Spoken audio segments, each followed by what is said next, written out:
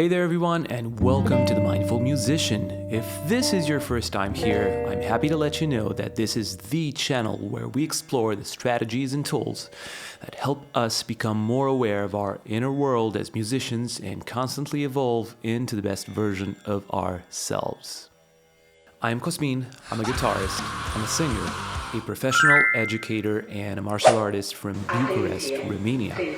And I'm here today to tell you what modes are and how you can differentiate them, learn and internalize them so that you may use them in your own melodic lines and guitar solos. So here we are today to take a little peek into the world of modes by using a parallel approach. That means to be able to differentiate modes based on their intervallic structure and to use them accordingly. So first of all, what are the modes? Modes are simply scales taken from another reference scale, which in our case will be the natural major scale, and every note in this reference scale will give rise to a specific mode. So the main and most important modes come from the major scale, meaning that the 7 notes of the same major scale that I was talking about will each be the starting point for a different mode, thus giving rise to 7 modes, also called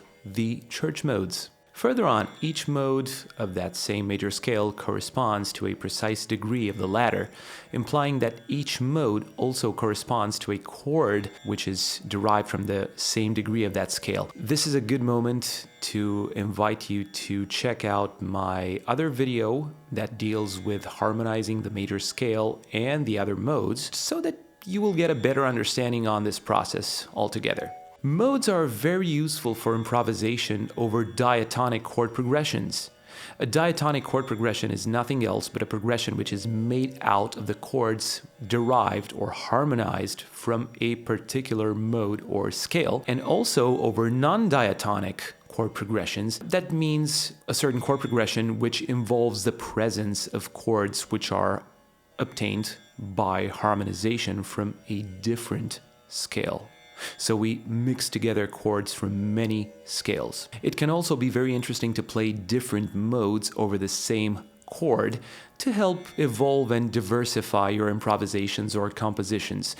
Because, each mode, as you will discover, has a very special and easily recognizable sound. So to further push on this idea, in this video we will regard modes more as separate entities built upon a 5-note minor or major frame in the form of the minor or major pentatonic scales, with added intervals that make up the 7-note structures that are the modes as you probably know them, and will also focus on how to differentiate and remember their sound. Let's meet the modes of the major scale, first the major modes and then the minor modes. So the major modes can be regarded as having the major pentatonic scale as a backbone. Here is the major pentatonic scale, which is based on the 1, 2, 3, 5, 6 formula. That means if E, for instance, is going to be 1, we're going to have E, F sharp, G sharp, B, and C sharp. So here we go.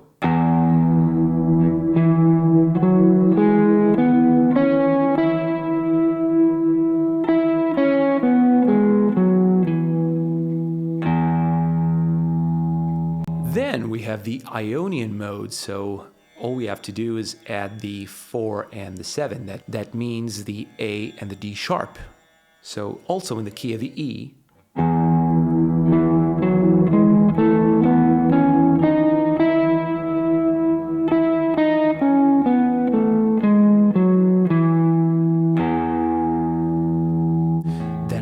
Another major mode, which is the Lydian, which means nothing else but adding a raised 4th, so sharp 4, which means an A sharp in our case, and again the major 7, which is the D sharp. So also sticking to the key of E, we have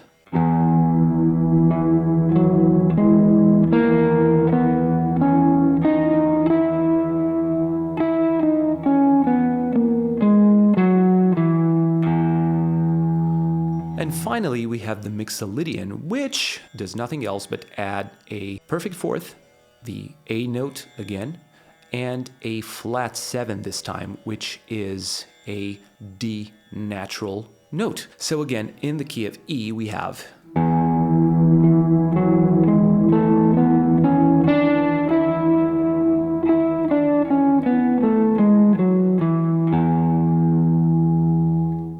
So you notice that just by adding various versions of the fourths and sevenths to the major pentatonic scale, you actually get one of the three modes that I just described.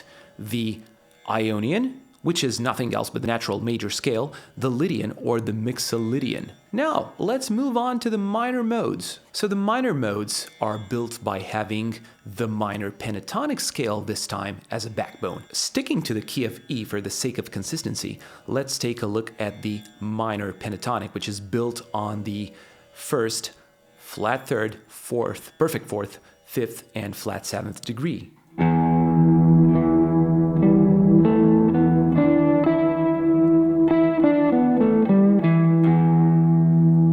Added that little bend there because, I don't know, I just love the flavor, man. If we stick to the formula in the key of E, we're going to have E, G, A, B, and D, and E again. Now, if we add a major second and a major sixth over this minor pentatonic frame, we're going to get the Dorian mode. So in the key of E,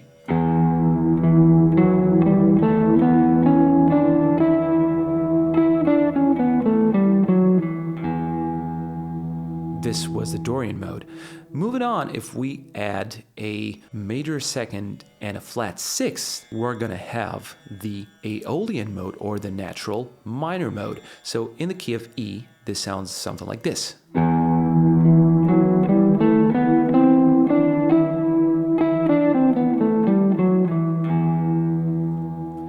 Then, if we just lower the second, so we're going to have a flat second and a flat sixth, we're going to have the Phrygian mode.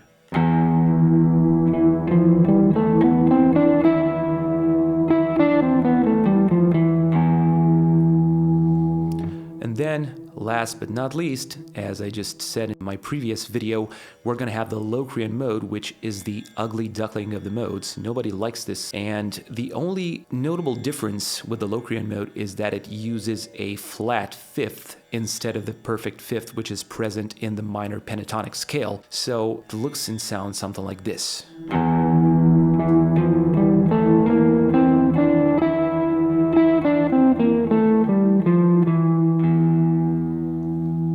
As you may have noticed, I've played the open low E string so that you can actually hear how the modes change their sound against the root note, so that you may just be able to differentiate them more easily.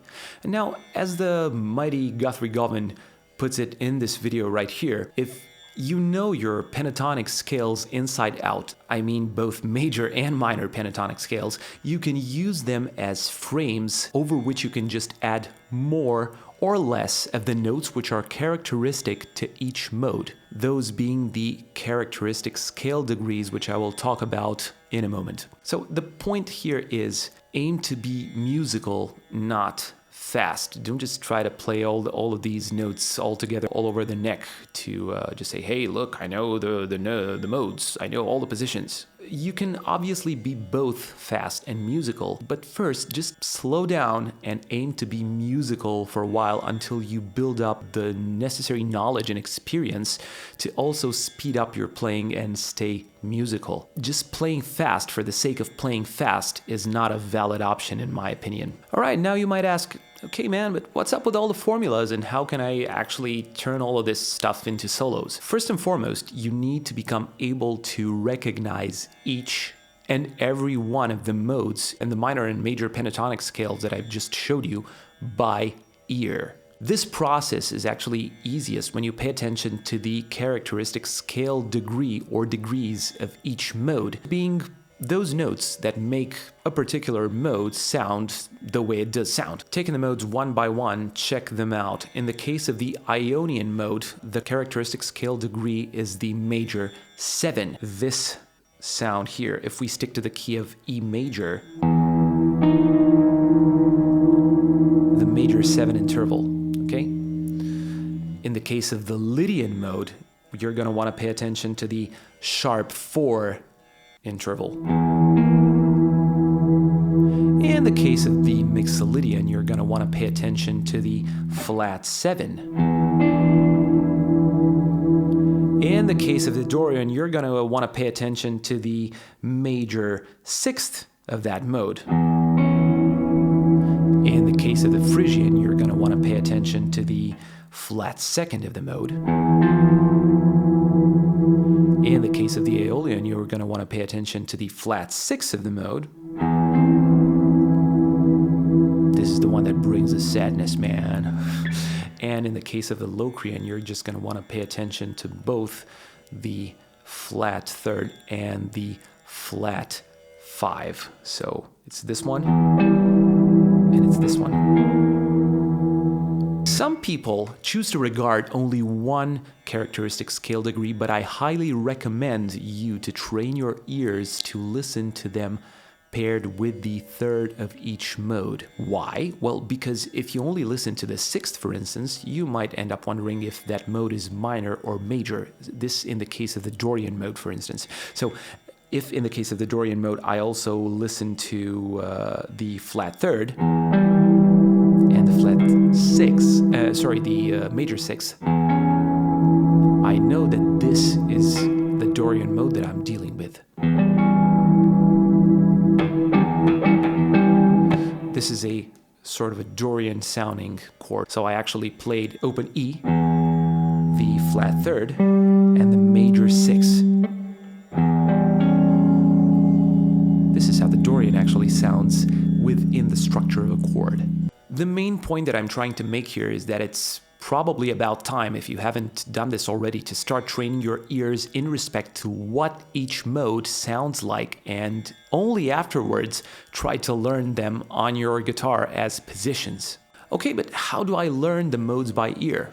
Fear not. Here are 2 ways which are very similar to what I have described in this video here in respect to learning intervals. Step number 1, please download an app called Perfect Ear. Make sure you tackle all the tasks in that app which cover the modes. It's not gonna have anything to deal with your guitar. It's only gonna take care of your ears, you know. Method number 2, you will learn the modes easiest by being able to hum the modes with your voice, like you would hum any other melody that you like and you need to hum because it obsesses you. Download one of the backing tracks that I have included in the text description in a tonality of your choice between C, D, E, B, F, G, and A. And then choose a mode that you like. In respect to the backing you have chosen, find the root on the neck of your guitar, and from there play the mode ascending. That means play it from the lowest note to the highest in 1 octave only. That means until you reach that root note again. So sticking to my first example, that being the E, let's say I'm choosing the E Lydian mode. So I'm gonna start here, and I'm going to play 1 octave. That means until I reach this note here, this other E.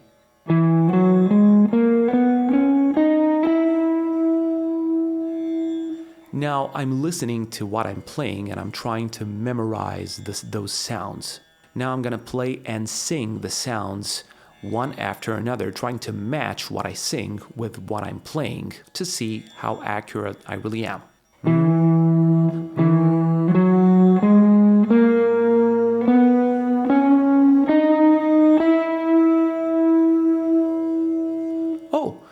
I think I'm pretty close, right? Now I'm gonna do it descending as well, because I've just done it ascending, so I want to be able to do it descending as well.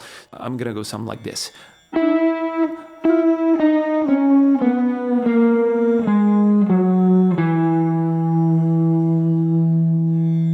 Now I know how this mode sounds inside out, so I strongly encourage you to do the same, and afterwards choose another mode and go through the same steps that I have described above using the exact same backing track. So if now I tried the E Lydian, maybe next I'm gonna want to try E Mixolydian just to be able to spot the differences between the two, right? So for instance, E Lydian is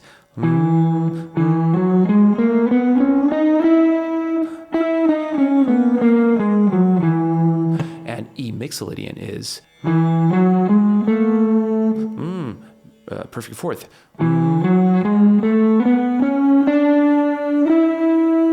And flat 7. And then descending.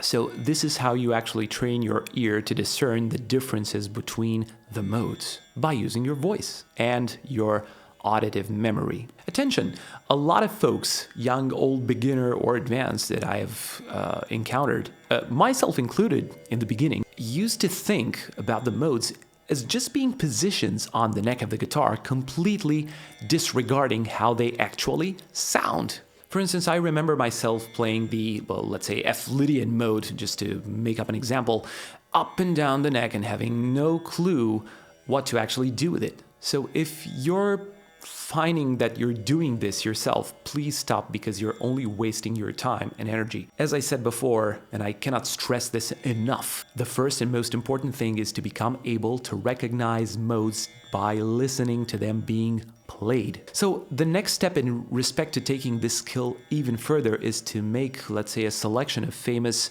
modal licks for each mode and to transpose them in the same tonality. In example, if they're being played in F Lydian and G Mixolydian and maybe A Dorian, so you have 3 licks, transpose all of these 3 licks in the key of G, for instance, so that you may just get a better grasp on how the notes sound while being played in a different order and having various note lengths rather than just simple ascending or descending patterns like we have played here. Only then you should think about creating awareness on where the notes of each mode are on the neck of the guitar. So here's how to do this. Choose a root and a mode. Again, the faithful key of E and the E Lydian mode for the sake of consistency. Find the root of that mode on your neck. So as we said, we have this E here, right? And then I'm gonna play the mode ascending until I reach the first octave, and then I'm gonna turn back descending. Excellent. Now I'm going to find another root of the same mode. So actually another position of the same root, that being, let's say, for instance, this E here, right? I'm going to execute the same steps.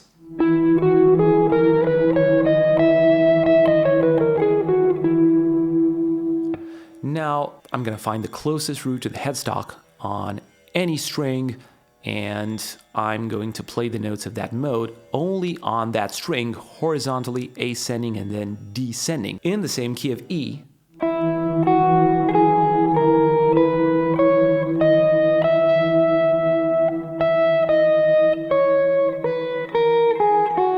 I can play it horizontally as well now. There are tons more ways to do this, but these will give you a head start. And now for the most important part, while doing the aforementioned exploration activities, make sure that you listen and pay attention to the notes you're playing in respect to the roots you have chosen. Name the notes and sing them along if you want to and you're comfortable doing so. And remember, this is not a speed drill. It's an awareness building drill. It will help you become aware of what notes you can play in respect to each mode and where they're actually located on the neck of the guitar. So for instance, if I have the E Lydian mode and I can go like E, F sharp, G sharp, A sharp, B, C sharp, D sharp, D sharp, C sharp, B, A sharp, G sharp, F sharp, E. Now I'm also learning the notes on the neck in respect to this key and to this mode as well. So there are tons of wins in this kind of a process, as you probably already notice. Now, to recap a little, learn the modal formulas and the characteristic scale degree of each mode. Learn the modal formulas and the characteristic scale degrees of each mode so that you can build awareness on what you're listening to. Train your ears to recognize each mode in the manner that I have showcased in this video. Transpose modal licks by using the same root and play them over a backing track of your choice from the ones I have provided in the text description link. Find the positions of the modes on the guitar neck and explore them to become aware of their positions and sounds even better. In my other video about the modes, we discussed the chord-oriented aspects of modal playing by helping you become aware of what a modal chord progression sounds like, where it comes from, and how it can be built. So this is kind of it for today. So if you feel like this video taught you something valuable, please make sure to smash that like button, subscribe to our channel, and activate the notification bell so that you won't miss the new content we're posting each week. Thank you for watching, and I'll see you later.